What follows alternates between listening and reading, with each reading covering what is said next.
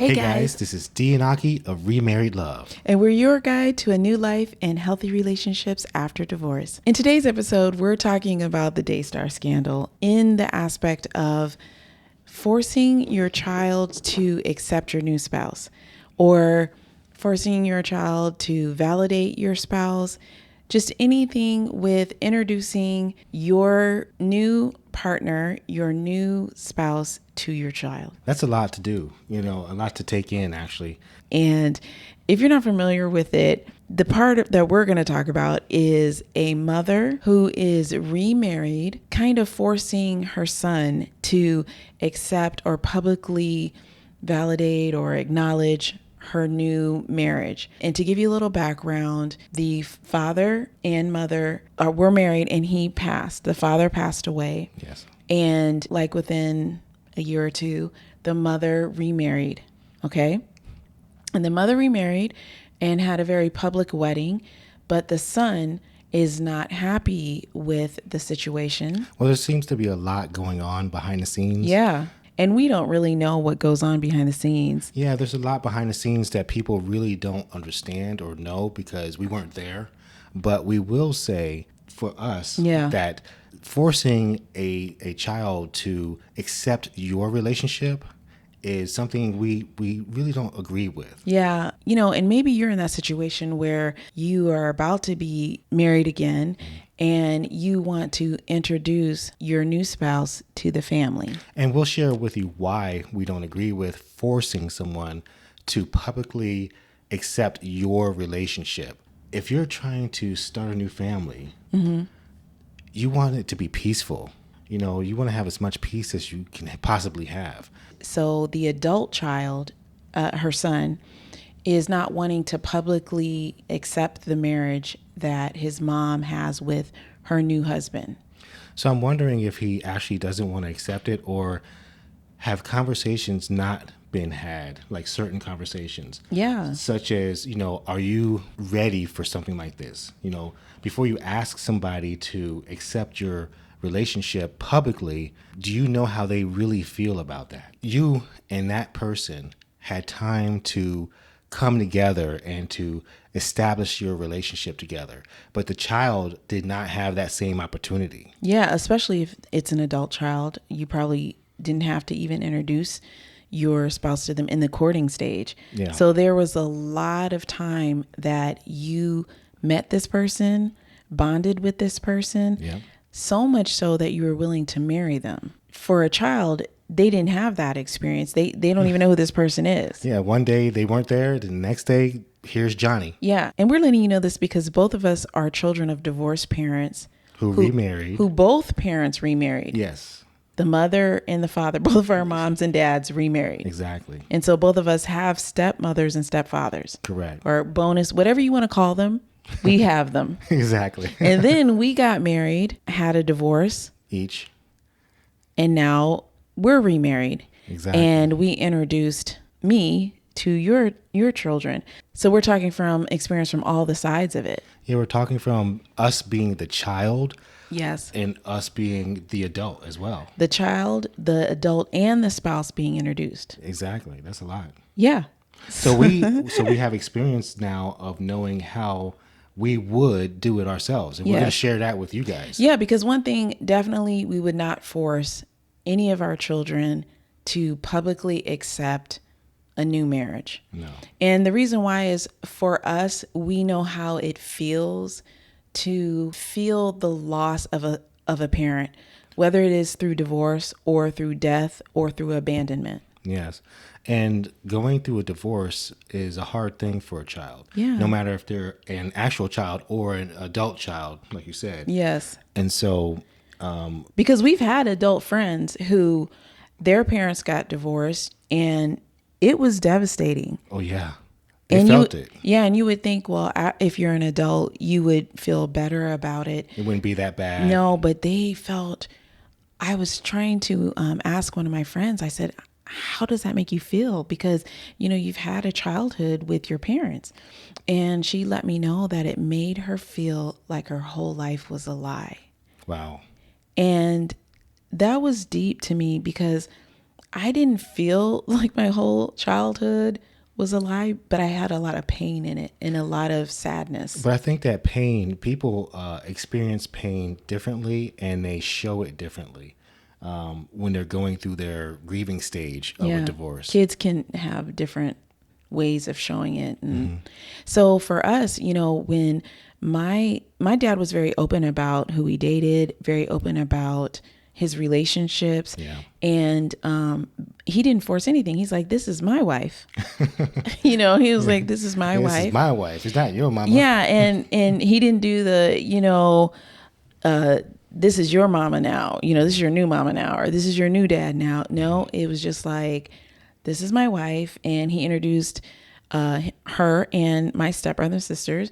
And it was like, hey, look, we got to get to know each other and kind of bond together, and it will take time, and it's okay. That was what we had. Like, we don't know each other, but here we are. We're a new family. We're coming together, and we have to make this work. And so one thing, if you have children and you're about to be a blended family, I would say that he did a great job of creating an environment of love inside your home.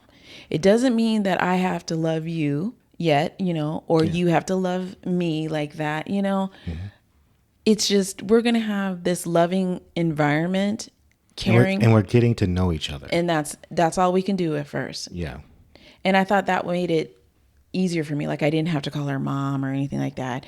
She allowed me to call her first name. Well, some people, they want you to call the other person dad or mom. Yeah, I wouldn't do that either. Forcing a child to do that, especially when they already have another parent, is a little tough for them because now they have conflicting thoughts. This person, first of all, is not my mother or father. I have a mother and father, but you're asking me to negate all of that and call this other person mom or dad. Yeah, and that goes even if the other parent passed, they're no longer here. To the child, that's still their dad or mom. Of course. Why wouldn't it be? Because there's a loyalty that comes with the parent. And that even happens when the parent is not in their in their lives. Right. Sometimes dads are not even there, but sons especially are loyal to their fathers, the father who wasn't even there. He might be angry and upset with that man, but that's still his dad. So in this situation, like with the mom asking a son to do that, he could still be grieving the loss of his dad. I'm sure he is, actually. It's only been a couple of years, and that's his father of, decades. All his life. Yeah, his whole life. So, you're definitely still grieving, and now you're telling me, oh, he's not here anymore. We're going to replace him with Johnny. And well, we don't know if she said that. No, but I'm just saying by your actions of asking him to publicly accept your new marriage. Like, first of all, why does he have to do that? Yeah. Well, I guess for their, show or something, or their but you said show. Enterprise. Yeah. And so I would think it is a show because to me, asking my child to do that or having someone ask their child to do that is hurtful to the child because now you're putting them in the middle of something they should not be in. Right. Having to decide on, is this person now my new dad? Well, if it's an adult child, probably just he's not going to be a dad to him. Exactly. He's going to be a spouse to his mom. He's going to be the husband to his mom. And he may be feeling some type of way about that. Oh, I'm sure he is. And so just publicly, I would wait, I would wait and let it happen organically. Like maybe he would want to celebrate that. If he doesn't, then it shouldn't be a big deal. Well, the relationship has to be built. You have to work on relationships. Just because someone new comes into your life doesn't mean they automatically get to go in your holy of holies. And now you're bringing some stranger into that space and accepting that they are going to treat it with respect. What do you mean that? You mean the new spouse? The new spouse. Yeah, that's a good point. You don't know that person. You mean the child doesn't know? Yeah, the child doesn't know that person. The child doesn't know the spouse like you do. Exactly. And, some people could say, well, they're a child. They just have to deal with it. And you're right. That does have to happen. No matter what our parents did, it did fall on us to deal with it. Yeah. And it's just the way, as a parent, you would like that experience for your child. Either you can have some compassion for their feelings or not. So the first thing we would do is help our child have some time with that spouse. Yeah. Get to know the person. New spouse. Yeah. They need to court. It's like, welcome to the family. Let's sit down, break bread. Let me get to know who you are. Let you get to know who I am. And let's accept each other for who we are at our core. Yeah, because, the courting time is sometimes hidden from the child. Yes. You want to keep your relationship from the child until you're serious. Mm-hmm. And that's the part where, well, now you're serious. And the child is like, well, wait a minute. So that's why you see a lot of people come into someone's life, bring them to the children, and the children are like, who is this? When did this person show up? I didn't even know that they existed. So when you're hiding the person you're dating from your children, when they're young, I understand that because you can't bring just anybody around your kids, and we understand that part. But when we're talking about adult children, teenage children possibly as well, people who have an understanding of how relationships work, you should bring them around to give them the opportunity also to be exposed to that person. Yeah, they just need some time. Yeah, because you need to see that person when they're happy and when they're not happy. So that kind of leads us to, having an understanding of why your child might even have an issue with that, because they didn't see the person, like you said, didn't have time, and they may be grieving the loss of the other parent. More than likely, they are grieving, and people grieve in many different ways. So as a parent, we want to show respect to our children, just like we're asking our children to show respect to us in our new marriage. Yeah, that it's like you're teaching respect by giving it, even though it's at a different level. So, what's interesting about the respect is when my mom introduced my stepdad to me, she did not make me call him dad or anything like that, right? But neither one of them wanted me to call them by their first name. I understand. Okay. So I could do that with my stepmom, but not with my stepdad. So one day after we had time to build a relationship, he asked me, how would you like me to address you? And how would you like to address me? How do you want to call each other? And he used to call me buddy, he'd say, hey, bud, how do you, da, da, da. And I said, can I call you buddy? And he said, yeah, buddy, that's great. And I thought it was like such a great name, and it was such a relief for me. It's like, oh, he's my buddy. So it was like a title, a name, a friendship, a bond, and it had nothing to do with the dad realm. And I like what you said earlier. You said it relieves stress. It relieves some, it took relief off of both of you and was able to help build a bond between the two of you. It did, like a little special bond. Exactly. And what was funny about that is that he had a younger son, and when he would come over and hear me and him calling each other buddy, then he wanted to call his dad buddy. So he was like, can I call you buddy too? And buddy was like, sure. So now the two youngest kids in the household just called him buddy. Yeah.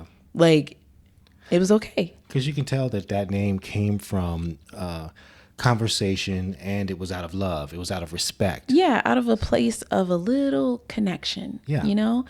And in contrast, some people would make or force a name on a child, and that really isn't good. It usually doesn't work out too well when you're forcing someone to call someone another name that they did not themselves come up with or agree to. Yeah, in the two conversation, it would be great. One tip or idea that we would share is that if you're introducing a new spouse to your child, maybe they can have a little thing that they call each other after a time, a little affection name. Yeah. I remember when I was introduced to your children, one thing that I did like, and it was a risk, that we were kind of serious. I mean, we had decided we were going to be exclusively dating each other. Yes, we did. And then you introduced me to your kids. That was planned as well. Yeah. Yeah. And then also you introduced me to your ex. Yes. I had a conversation with everybody. I had a conversation with you. I had a conversation with my ex. I had a conversation with my kids. And I specifically told them the day it was going to happen and the Aki's time, coming. how, yeah, I specifically, planned that out. Yeah, so you let them know. Yes. I wasn't a surprise, like, No, hey. no surprises. And so when I came and I met your children, it was a very gentle process, and I was okay with that. Like, I wasn't trying to come in there like, hey guys, let's hug and do this and do that. I just was kind of like hanging out with you guys. Yeah. It was all about getting to know you. They never saw you before, even though I spent time with you. And so it was time for them to see, well, who is this lady that my dad has brought to us? Yeah. They want to see the type of person that I would present to them. And then when we decided to get married, I don't think they were shocked or anything. Oh, no, they weren't shocked. And I remember that for a long time, your daughter was younger, like 3 or 4, and she would just call me my nickname, Aki. We didn't even have that conversation because she was like a 3 or 4 year old, right? Yeah. So I remember one time I was alone with her, and we were getting ready and putting on bows and our shoes and all this stuff. And then she said, "Are you like a second mommy? Are you my second mommy?" And I was like, "Oh my gosh, no, not this conversation right now because nobody's here." I said, and I was just, I didn't know what to say. She's young. Yeah. And so I said, "Why did you ask that?"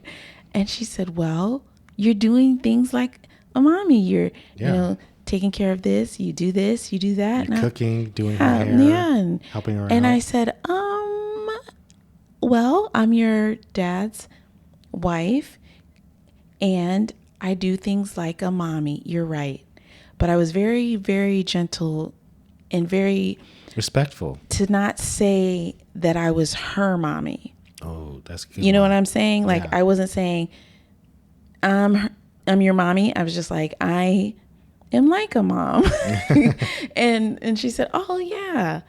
And she was cool. Like, "You're a lamb. I'm like a mommy." And that's how this little, a little affection thing, Lamb, called. But she didn't call me Lamb. She kept calling me Aki. And so then after a while, when we had kids, she heard the kids in a young age call me like mama. Then she did not want to call me Aki anymore. She's like, I'd like to call you, I'd like to have a name for you. She wanted her own special name for me. Yeah. And I was like, "Oh, that's great." I thought it was going to be something like Buddy, or for me, it would be maybe like, Sparkle or Honey, or I don't know, like some name, right?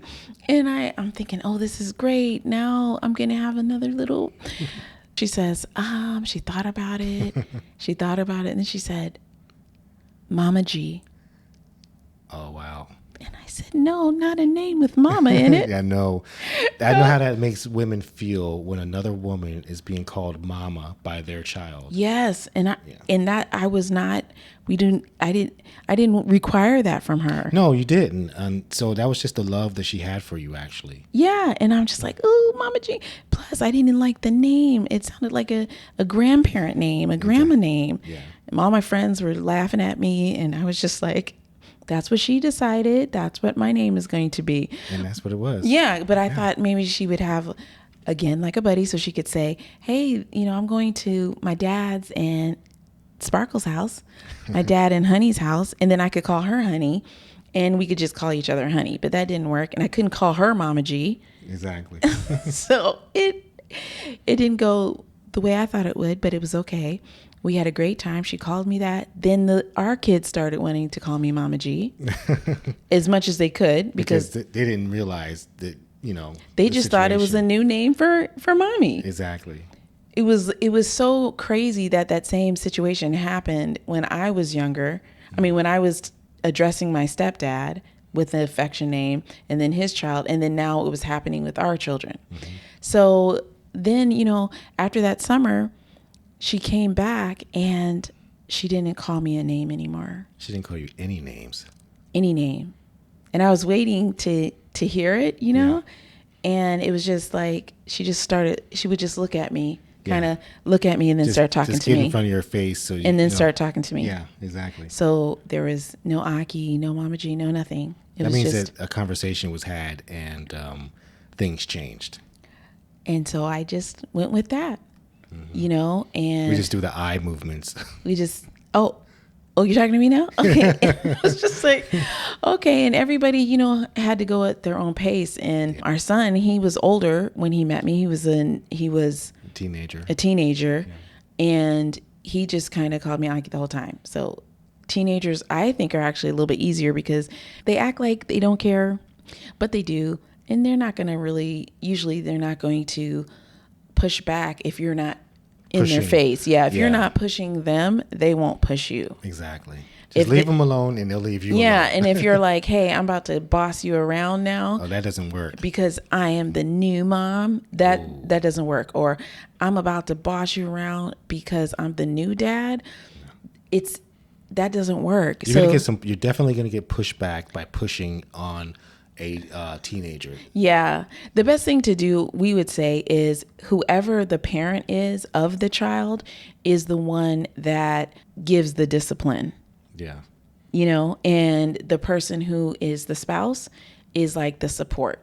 And I know that it's hard for some people because, kids can push your buttons. Right. But like you just said, it should be with the person who is the parent so that there's no problems with the outside parent. Yeah. And that's hard for women because when they have to be the disciplinarian and the spouse, the stepdad, is going to be the person who's like supporting and backing up. Now, that doesn't mean he's not the head of the house. No. By any means. It's just when it comes to disciplining the child or communicating the new rules, or sometimes it's better to have it come through the biological parent first. But it's all about, like we said earlier, creating this whole environment of love. So I'm glad that you said that because I want to say something about the fact that a lot of men feel like I'm the man of this house. Mm-hmm. These are my rules and everybody's going to do as I say. Right. And you're going to get some pushback with that. And most of the time they do. Now, you can be a hardball about it, but I should say this, the most effective way to keep peace and show love in your house is to give respect, and you will get it. Yes. And even, with my stepdad, military, very strict, very different from my dad, he did give a respect to me and of my mom and my relationship with each other. It's a very fine line you have to walk as a parent who got a divorce. And that's why you have to be on one accord. You have to be on one accord, which means that both of you in a new marriage should have conversations and talk about your children, your household, and, where you guys are going. And the one thing that I thought was a little bit disheartening for me in the Daystar situation was that Joni, the mom, was kind of putting down her child for not listening or submitting. I think they said. Yeah, they used that word submitting to her. And like, there wasn't a line. There was the company, there's the family, and then there's your heart, And I felt like, yes, it's a business. Yes, it's a enterprise or whatever, a family business. But then there's also like the concerns of the heart, the matters of the heart. Mm-hmm. And when you're dealing with a new marriage and a new person in a person's life that the child feels like it's replacing their parent. Yes. There has to be a little bit of additional understanding that you would have never had to do had you not gotten a divorce. If you were not getting remarried, you would never have to go there. Yeah, because sometimes you have to walk in someone else's shoes and you have to think that way because that will enable you to have a better relationship with that person if you think from their point of view. So that means you have to go from yourself into them. This Daystar situation would be fantastic if everyone was able to look at the other person's life and say, well, I wonder, what they're feeling. If you're the mom, you're thinking, I'm happy because I just got this new husband. If you're the new husband, I just got this new wife. If you're the son, you're like, I know that they're married, but I also have a father who has just passed away, even if it's a couple of years ago, and I'm still grieving. Out of all of it, that's kind of something that came out to us. We felt how a child might have felt. We as adults should be able to understand that we should be more respectful and more soft when it comes to that. But That takes sometimes learning that. Yeah, and maybe she didn't understand because her and her spouse did not get a divorce. He passed away. Yes. And maybe that understanding or feeling like you have to have it didn't come into play because they didn't get divorced. That's correct. So if you're the mother, you're looking at your son and you're saying, well, my son just lost his father, even if it's been a couple years. So I wonder if he has gotten over that, or not actually gotten over it, but how is he grieving is what I'm trying to say. Yeah, that's good. And if you're the new husband, you're looking at your new son-in-law and you're saying he's probably still grieving. Yeah, You how know? does he feel about this? That is so good. Yeah.